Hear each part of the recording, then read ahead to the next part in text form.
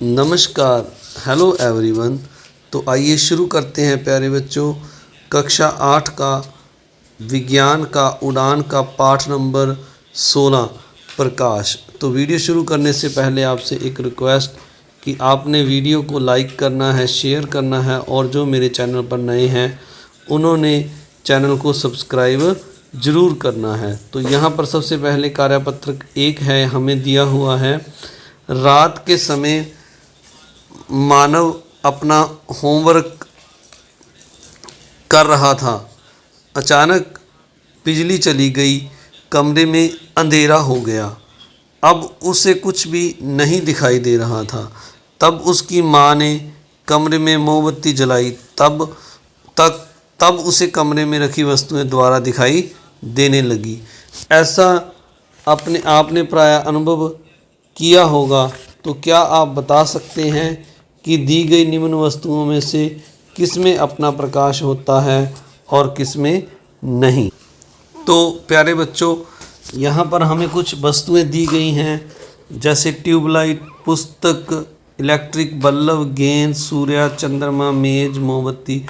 तो इनमें से ये पूछा गया है वस्तुएं जिनका अपना प्रकाश है और वस्तुएं जिनका अपना प्रकाश नहीं है। तो आपको पता है जो वस्तुएं लाइट देती हैं, प्रकाश देती हैं, जैसे ऊपर मोमबत्ती के बारे में बताया गया। तो इनमें से जो वस्तुएं प्रकाश देती हैं, जैसे ट्यूबलाइट है, इलेक्ट्रिक बल्ब है, सूर्य है, मोमबत्ती है, तो इनका अपना प्रकाश होता है। तो दूसरी तरफ जो वस्तुएं बच्चों प्रकाश नहीं देती, जैसे पुस्तक, गेंद, चंद्रमा, मेज।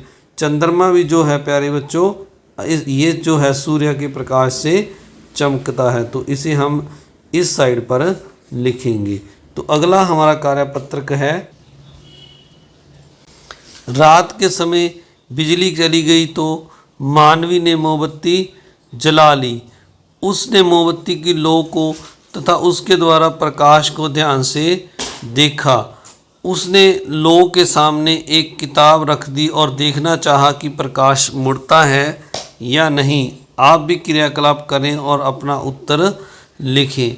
तो प्यारे बच्चों, जो प्रकाश है वह हमेशा सीधी रेखा में चलता है। अगर हम उसके रास्ते में कोई वस्तु रख दें तो प्रकाश उस वस्तु से मुड़कर उस वस्तु के पीछे नहीं जाता। जैसे यहाँ पर हमने एक मोमबत्ती लेकर उसके सामने एक पुस्तक या कुछ भी रख दिया, तो ये जो मोमबत्ती से ये प्रकाश की जो लाइट आ रही है ये इसके ऊपर पड़ रही है। जो पीछे वाला पार्ट ये दिखा रखा है, ये इसमें क्या होगा, अंधेरा होगा। तो इस तरह हम लिखेंगे। तो इस तरह किताब के पीछे वाली साइड पर अंधेरा होगा, जिससे पता चलता है कि प्रकाश मुड़ता नहीं, प्रकाश सदा सीधी रेखा में गति करता है। तो आइए अब अगला कार्यपत्र करते हैं। तो आगे यहाँ पर लिखा हुआ है, पता लगाइए कि आप एक पाइप लें या कागज़ से पाइप बनाकर मोमबत्ती की लौ को देखने का प्रयास करें, फिर पाइप को मोड़कर मोमबत्ती की लौ देखने का प्रयास करें। जैसे बच्चों यहाँ पर सीधी एक पाइप ली है हमने, ये आँख रखी है हमने, यहाँ पर अपनी आँखें रखनी है और मोमबत्ती की लौ को देखने का प्रयत्न करना है। तो सीधी पाइप है इसीलिए हमें लौ दिखाई देगी। अब दूसरी तरफ अगर हम मुड़ा हुआ पाइप लें और मोमबत्ती को देखना चाहें तो मोमबत्ती की ये जो लौ है हमें यहाँ पर दिखाई नहीं देगी। इसका मतलब मोमबत्ती की लौ है जो हमें दिखाई नहीं देगी, यानी इसका मतलब है प्रकाश सदा सीधी रेखा में चलता है और इस मुड़ी हुई पाइप में से इस तरह से हमें मुड़कर ये दिखाई नहीं देगा। तो आइए अब आगे देखते हैं क्या लिखा है। तो यहाँ लिखा हुआ है, अपने प्रेक्षणों को नीचे दिए गए कोष्ठ में लिखो। तो यहाँ पर हम लिख देंगे, इसका अर्थ है कि प्रकाश हमेशा सीधी रेखा में गति करता है, इसीलिए मुड़ी हुई पाइप में लौ दिखाई नहीं देती है।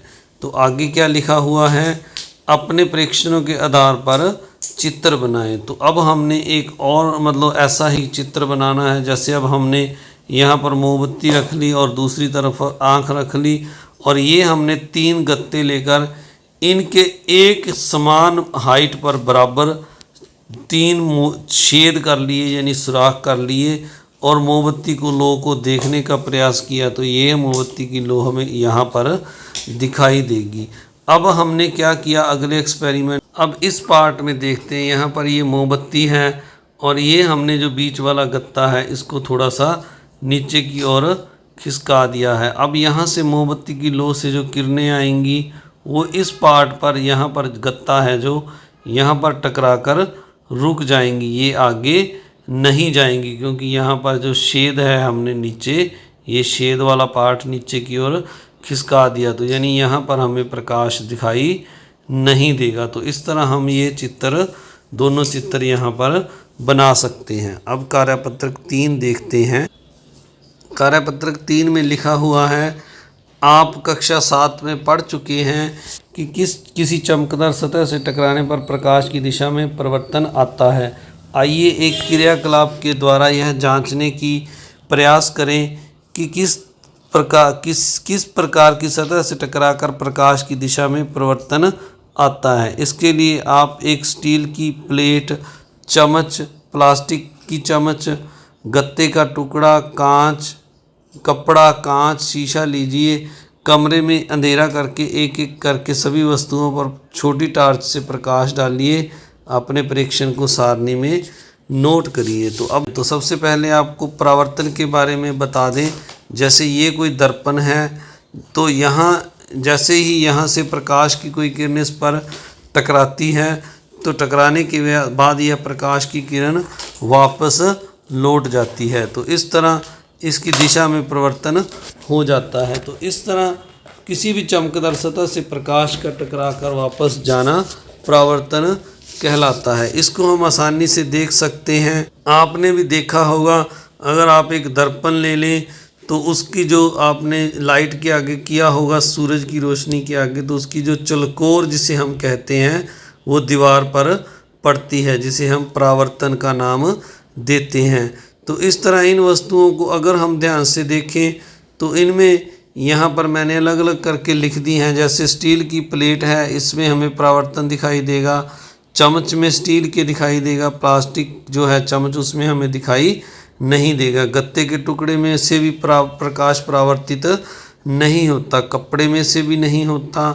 कांच है जो ट्रांसपेरेंट होता है, इसमें से प्रकाश गुजर जाता है पर परावर्तन नहीं होता। तो शीशा यानी दर्पण की बात जो हमने की, इसमें हमें परावर्तन दिखाई देगा।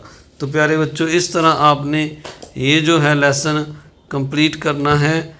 अगले वीडियो में हम मिलते हैं एक नए लेसन के साथ। तब तक आप सभी का बहुत बहुत धन्यवाद।